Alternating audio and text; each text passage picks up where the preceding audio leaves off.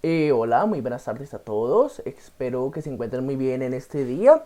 El tema de este video será nuevamente reglas de inferencia, pero vamos a ver unas que son un poquito más avanzadas. O sea, unas que tienen un grado un poquito mayor de complejidad, pero que aún así siguen siendo sencillas de aprender. Bueno, como sabemos que lo prometido es deuda, les había prometido que les iba a explicar lo de la transformación del condicional o la equivalencia del condicional. Entonces vamos a darle. Pero aquí vemos un condicional. Nos dice P implica Q. Nos dice que ese P implica Q equivale a no P o Q. Les voy a dar un ejemplo sencillito con este. A ver, vamos para acá. Muy bien. Tenemos el P implica Q equivale al no P o Q. Les voy a dar el ejemplo hablado, pero les voy a decir cuando la implicación es mentira. O sea, cuando es falsa. Sabemos que la implicación es falsa cuando el antecedente es verdadero, o sea que la P es verdadera, y el consecuente es falso. Porque vamos de algo verdadero a algo falso, y eso es mentira. Entonces, considerando que P es verdadera y que Q es falsa, ¿por qué decimos que esto va a ser falso también? Miren, si la P es verdadera, entonces quiere decir que no P, que es la negación de P, o sea, lo contrario a P, esto es falso. O sea que aquí tenemos un falso. Y como aquí dijimos que Q también es falsa, esto aquí también es falso. ¡Ah! O sea que ambos son falsos en una disyunción. O sea que esa disyunción es falsa. Ah, o sea que sí. Les voy a dar ahora es el ejemplo teórico. O sea, si la P arriba es verdadera, la no P es falsa. Y si la Q es falsa, la Q también es falsa. Les voy a dar un ejemplo así hablado. Eh, si yo compro almojábanas, entonces yo compartiré con mis amigos. Entonces digamos que usted sí las compró, pero usted no compartió. Entonces eso nos quiere decir que yo no compré, yo no compré almojábanas o compartí con mis amigos. Eso quiere decir que nos muestra que si yo no compré almojábanas, yo no compré almojábanas, eso es mentira. O compartí con mis amigos, pero yo tampoco compartí con mis amigos. Porque es que el hecho aquí es... Momentico. Muy bien. El hecho aquí es que si usted compartió, si usted compró almojábanas, quiere decir que usted en verdad no compró almojábanas o compartió con sus amigos. O sea, si usted sí las compró, o sea, arriba sí las compró, pero para poder hacerlo equivalente quiere decir que usted no las compró. Usted no las compró o compartió con sus amigos. Entonces usted está negando lo verdadero. Que lo verdadero es que usted las compró. Lo está negando. O sea, que usted no compró almohábanas. O compartió con sus amigos. ¿Usted compartió con sus amigos? No. Falso. Falso y falso. En la disyunción, no, lo siento. O sea, eso quiere decir que eso que usted dijo es falso.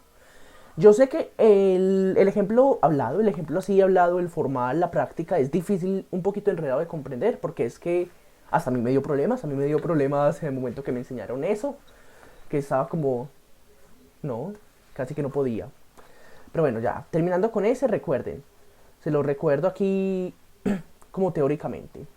Si la P aquí es verdadera, que tiene que ser siempre verdadera, si la P es verdadera e implica algo falso, quiere decir que esta P que es verdadera pasa a ser falsa y como la Q es falsa, queda falsa.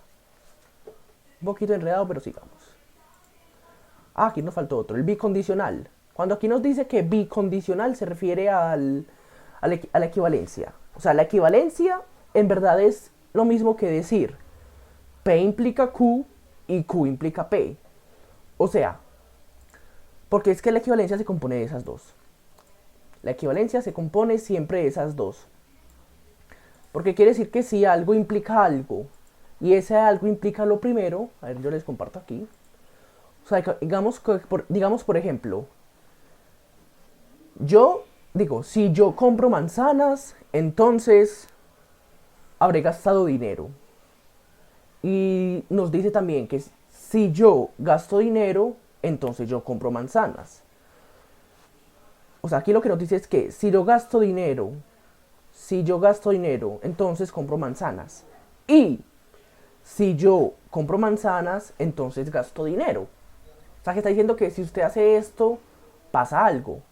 Pero al tiempo está diciendo que eso que pasa implica algo. O sea, si usted compró las manzanas y gastó dinero, muy bien. Pero es que también dice que si usted gastó dinero, quiere decir que usted compró manzanas.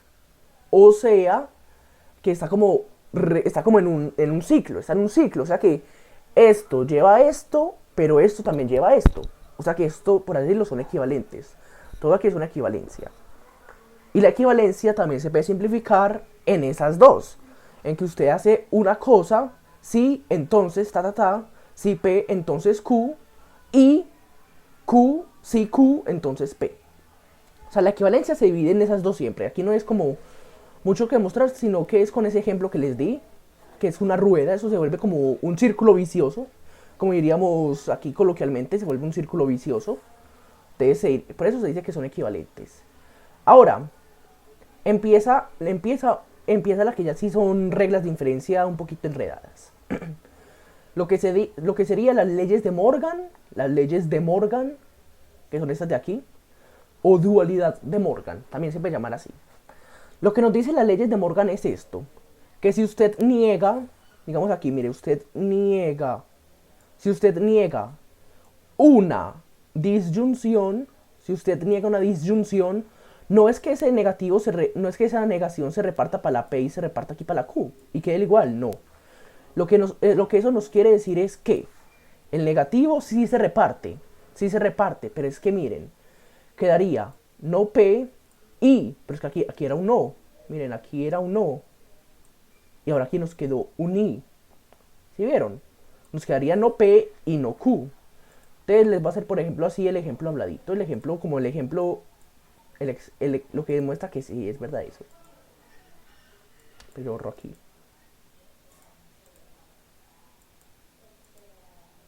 Muy bien. Entonces aquí nos dice no, no, yo voy al parque o yo compro helado. No, yo voy al parque o yo compro helado. Eso sería lo mismo que decir yo no voy al parque y yo no compro helado. O sea, cuando dice que usted va a hacer algo o algo y usted lo niega, quiere decir que usted al final no termina haciendo ninguna de las dos. No termina haciendo ninguna de las dos. O sea, sería no, yo voy al parque o yo voy por helado. Si usted dice no, yo voy al parque, yo voy por helado, es lo mismo que decir yo no voy al parque y yo no voy por helado. Porque es que usted está diciéndole que no, o sea que le está diciendo que no a las dos opciones. O sea que al final no va a ser ninguna. Porque usted niega las dos opciones, entonces no va a hacer nada al final. Y en el caso de la conjunción, porque esto de aquí son igualitas, solo que depende del símbolo. En este caso que digamos que no a la conjunción sería, es lo mismo que acá, solo que aquí arribita es conjunción y aquí abajito termina siendo disyunción. Entonces, por ejemplo, digamos, no, yo voy al parque y yo voy por helado. Entonces nos resultaría, no, voy al parque o no voy por helado. Es un poquito enredada, pero eso nos diría que si no voy al parque y no voy por helado, ese no me está negando esas dos opciones. O sea que yo podría tener, en verdad las que, o sea que yo podría tener en verdad lo que sería una opción para decir que no o una opción para decir que no. O sea, si usted le está diciendo que no a la conjunción, o sea, se los vuelvo a decir, no voy al parque y no, digo, no voy al parque, no voy al parque y voy por helado. Entonces usted le está diciendo que no a eso. O sea, está negando, por así decirlo, que usted va a hacer esas dos cosas. Y en verdad está diciendo que puede que haga una. Puede que haga una, o puede que haga las dos, o puede que al final no haga ninguna. O sea, esa es la cosa. Cuando nosotros negamos una disyunción, eso nos resulta en una conjunción. Porque es que le está quitando las opciones y está poniendo algo estricto. Y si usted niega la conjunción, está negando lo estricto y está poniendo algo simplista, algo relativo en términos así físicos, en términos de la física. Muy bien. Esto de Morgan siempre en ocasiones es enredadito. No les quise mostrar el documento ya que es que el documento está un poco enredado ahí. Entonces quise evitar el documento en este caso. Entonces, en este caso, lo que nos sigue, el modus ponendo ponens, que es uno de la imagencita aquí, de la imagencita del video. El modus ponendo ponens. El modus ponendo ponens en definición nos dice que si se tiene un condicional como premisa, espérate un momento, yo me muevo. Si se tiene un condicional como premisa y su antecedente es otra premisa, entonces podemos inferir el consecuente como conclusión. En palabras más, palabras menos, cuando tenemos una implicación, y hagan de cuenta que aquí hay un ni. Hagan de cuenta, no, es que aquí hay un ni. Hay un ni aquí. Cuando tenemos una implicación y nos anexan y nos dan también una premisa que es el antecedente, si nos dan el antecedente, nosotros podemos concluir el consecuente. O sea, en otras palabras, si yo voy al parque, entonces yo compro helado. Y yo compro helado. Entonces usted, por así decirlo... Ah, no, espere, no, me equivoqué. Si yo voy al parque, entonces yo compro helado. Y si yo voy al parque, ¿qué concluimos? Que yo fui por helado. La Q. Si yo voy al parque, entonces la flechita, la implicación, yo voy por helado. Y yo voy al parque. Entonces, si usted fue al parque, ¿qué podemos concluir? Ah, usted fue por helado. Muy bien. Entonces, a ver, sigamos aquí con este otro. El modus tollendo tollens. El modus tollendo tollens. Ah, otra cosa. El orden aquí como que no importa mucho, según me explicaron. Y según también lo estuve mostrando. O sea, aquí este es el normal. Este es el orden normal que uno utiliza. Este. Pero uno también puede utilizar este. Como que primero la premisa y después la implicación. En este caso sería, yo voy al parque. Y si yo voy al parque, entonces yo fui por helado. Pero como dijimos que usted, como todo lo que tenemos aquí en las reglas de inferencia es verdad, quiere decir que usted, si fue al parque, entonces usted fue por helado. Eso como que lo sabemos por lógica. Lo sabemos por lógica. Como diríamos, lógicamente eso tiene que ser verdad. A ver aquí. El modus tollendo tollens. Ya que son muchos nombres así raritos. El modus tollendo tollens nos dice, es muy parecido al anterior. Aquí lo que nos dicen palabras más, palabras menos, es que si tenemos una implicación y se nos anexa la negación de la consecuencia, eso nos resulta en la negación del antecedente. O sea, si yo tengo apendicitis, entonces me tienen que extirpar el apéndice. No me extirparon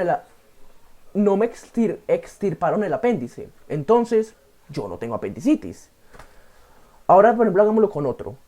Hagámoslo con el del parque. Si yo voy al parque, entonces yo voy por helado. Yo no voy por helado. Entonces yo no fui al parque.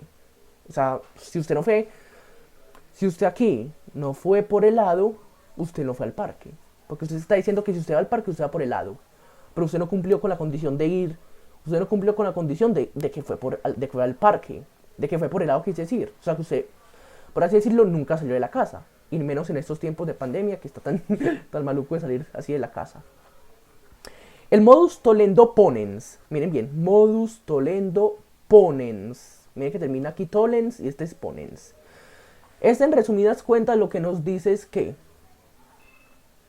lo que nos está diciendo es esto. Cuando tenemos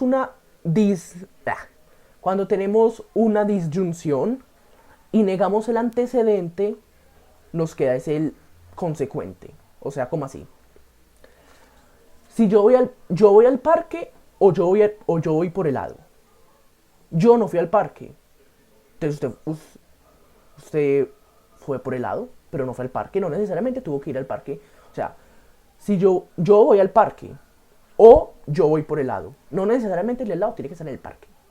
Yo voy al parque o yo voy por helado. Yo no voy al parque. Entonces quiere decir que usted se va solo por helado. Solo fui por helado. En este otro caso, yo voy al parque o yo voy por helado. Yo no voy por helado. Entonces usted fue al parque. Usted solo fue al parque y no comió el heladito, se lo perdió. Se perdió el heladito.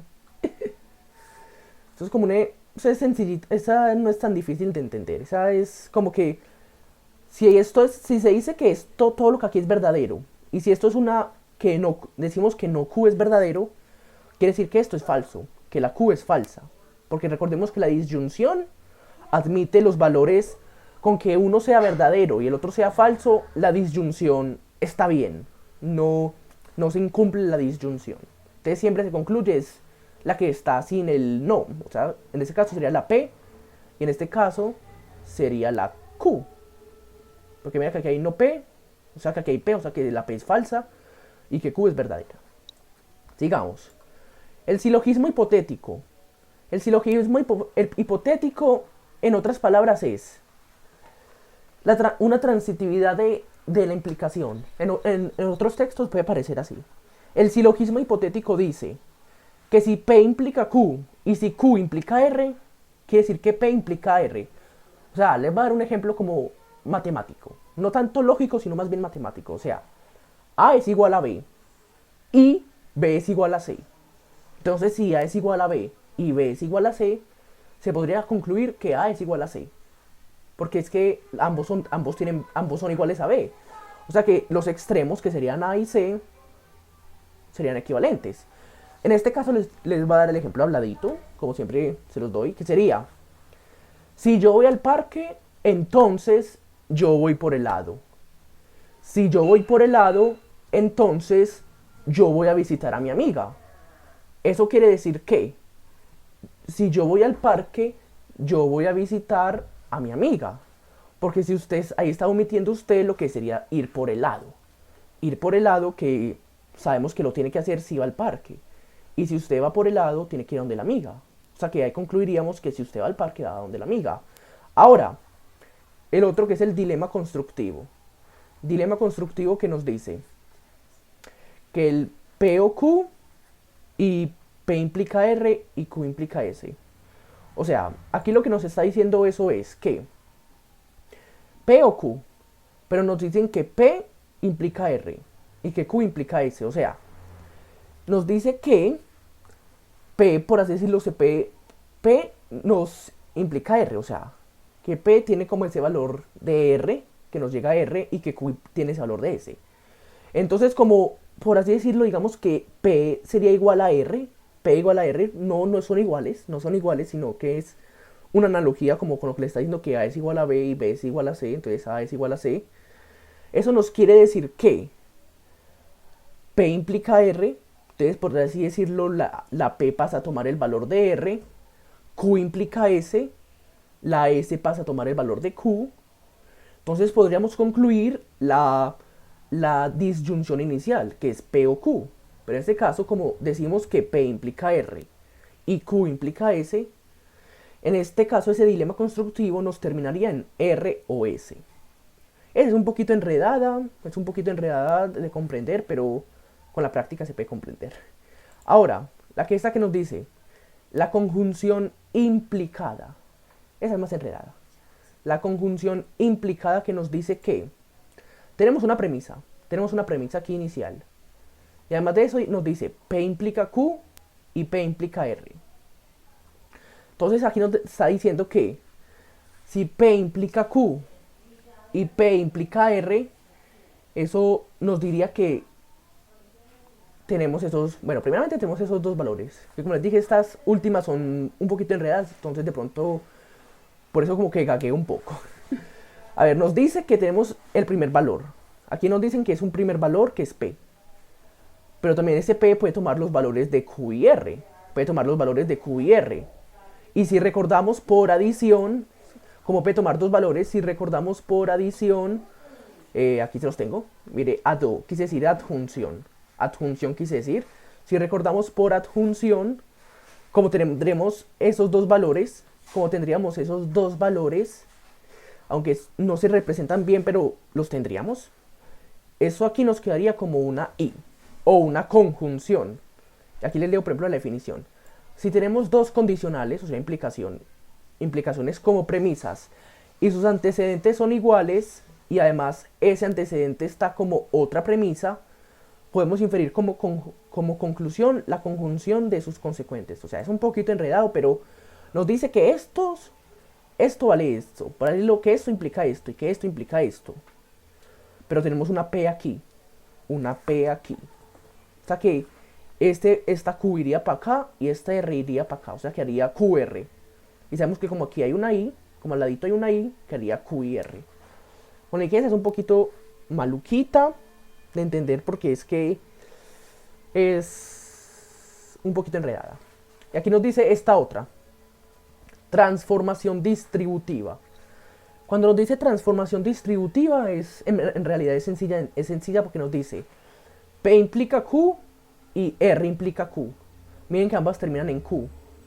O sea que podemos juntar estas PR en una O y que impliquen Q. ¿En qué sentido? O sea, que se da que P implica Q o que R implica Q. O P que ambas. O sea, en ese caso les voy a dar el ejemplo así textual. Nos dice, P implica Q, o sea, si yo voy al parque, entonces yo compro helado.